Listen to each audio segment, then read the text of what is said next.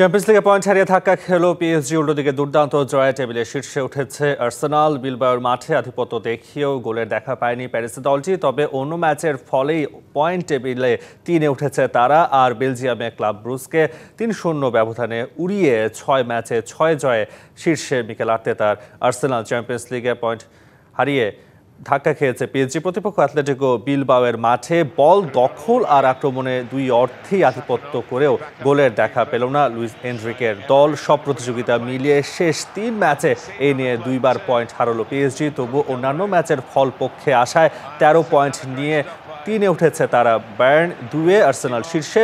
একই সময়ে নাপোলি 2-0 গোলে হেরে নেমে গেছে 23 নম্বরে। আর জয় পেয়ে কিছুটা স্বস্তিতে বেনফিকা।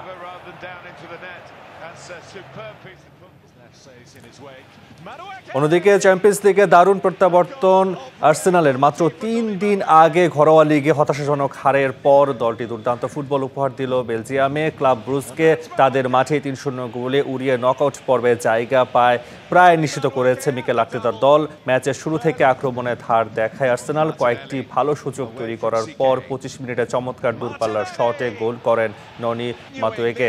দ্বিতীয়ার্ধে শুরু থেকে সুবিমেন্দির নিখুঁত ক্রসে হেডে ব্যবধান বাড়ান তিনি। এরপর ডি বক্সের বাইরে থেকে দুর্দান্ত শটে গোল করে স্কোরলাইন 3-0 করেন মার্তিনেল্লি।